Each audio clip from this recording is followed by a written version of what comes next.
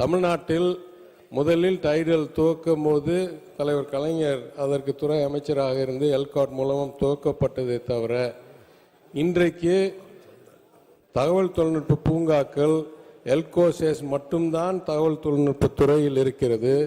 பாக்கி tidal, neo tidal, தகவல் தொழில்நுட்பம் ஈர்ப்பு, அதற்கு சலுகை எல்லாமே தொழில்துறையில் இருக்கிறது. எனவே சரியான இடத்தில் கேட்டால் கையில் நிறைய வைத்திருக்கிறவர்கள் கொடுப்பார்கள் என்று நினைக்கிறேன்.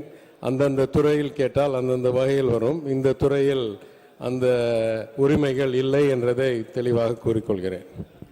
67 மாண்புமிகு உறுப்பினர் திரு கோ ஐயப்பன், மாண்புமிகு தகவல் தொழில்நுட்பவியல் மற்றும் டிஜிட்டல் சேவைகள் துறை அமைச்சர் அவர்கள். மாண்புமிகு பேரவைத் தலைவர் அவர்களே, விடையா மற்றும் கடலூர் மாவட்டத்தில் தகவல் தொழில்நுட்ப பூங்கா அமைப்பது குறித்து கடந்த 29/5/2018 அன்று சட்டமன்ற பேரவையில் வெளியிடப்பட்ட அறிவிப்பின்படி அம்மாவட்டத்தில் கள ஆய்வு மேற்கொள்ளப்பட்டதன் அடிப்படையில் தகவல் தொழில்நுட்ப பூங்கா அமைக்க அங்கு போதிய சாத்தியக்கூறுகள் இல்லாததால் அத்திட்டம் அரசாணை நிலை எண் 11 தகவல் நுட்பவியல் B3 துறை நாள் 29/9/2019 படி வைக்கப்பட்டது. அதாவது ரெண்டுமே போன ஆட்சியில் வைக்கப்பட்டது.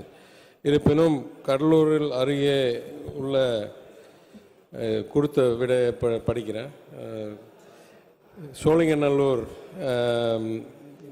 எல்கோசேஸ் பூங்காவில் 377 ஏக்கர் நிலப்பரப்பளவில் 2005 முதல் ஒரு ஐடி பூங்கா இயங்கி வருகிறது. அதில் விப்ரோ நிறுவனம் 72 acre, HCL technology 45 acre, Mahindra private limited 45 acre, Cognizant technologies 18 acre, Ford Motors private limited 25 acre மற்றும் Sutherland global services limited 13.5 acre இடத்தில் சுமார் 68,000க்கு மேல் பணியாளர்கள் பணிபுரிந்து வருகின்றனர்.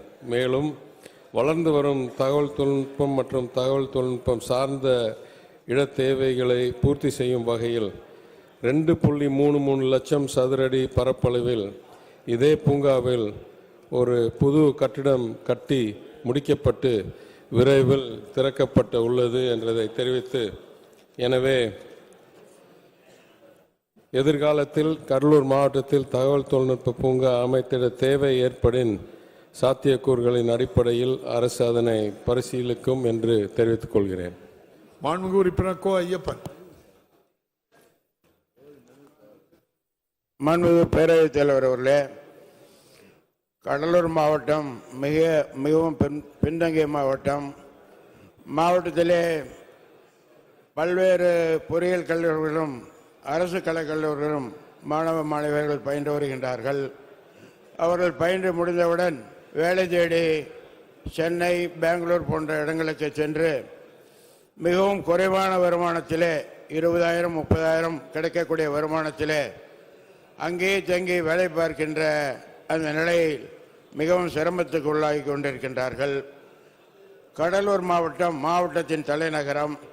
கடலூர் சட்டமன்ற தொகுதியிலே இதுவரை அரசு அலுவலகங்கள் தவிர எந்த விதமான தொழில் பெறுவதற்கான, படித்த இளைஞர்கள் வேலை பெறுவதற்கான எந்த சூழ்நிலையும் அங்கே இல்லை. கடல் மார்க்கம், தரை மார்க்கம், வான்வழி மார்க்கம் என்ற பல்வேறு நிலையிலும் அங்கே அனைத்து வசதிகளும் இருந்து கொண்டிருக்கின்றன. நிலத்தடி நீரும் அங்கே நல்ல நீர்வளங்களோடு இருந்து கொண்டிருக்கின்ற சூழ்நிலையிலே படித்த மாணவ மாணவர்கள் குறைந்த வருமானத்தில் இருந்தாலும் கூட இங்கே பெரிய டைடல் பூங்காக்கள் அந்த மாண்புமிகு அமைச்சர் சொன்னது போன்று பெரிய அளவில் இல்லாமல் சிறிய அளவிலாவது வருடத்திற்கு 500 மாணவ மாணவர்கள் வேலை பெறுகின்ற மினி டைடல் பூங்காவாவது அமைத்து மாவட்டத்தின் தலைநகரம் கடலூர் சட்டமன்ற தொகுதியில் எதுவும் இல்லை என்ற குறையையும் நிவர்த்தி செய்து மாண்புமிகு அமைச்சர் அவர்கள் முன் வருவார்களா என தாங்கள் வாயிலாக கேட்டு அமர்கின்றேன். மாண்புமிகு அமைச்சர் அவர்கள். மாண்புமிகு பேரவைத் தலைவர்களே, இங்கே பலர் இந்த மாதிரி பூங்கா கோரிக்கை வைத்ததனால் ஒரு விளக்கம் கூற நான் கடமைப்பட்டிருக்கிறேன். ஒன்றிய அரசாங்கத்தில் இந்த துறையின் பெயர் MeitY, ministry of electronics and information technology. ஆந்திராவில், தெலங்கானாவில், கேரளாவில் அதே மாதிரி எலக்ட்ரானிக்ஸ் இன்ஃபர்மேஷன் டெக்னாலஜி.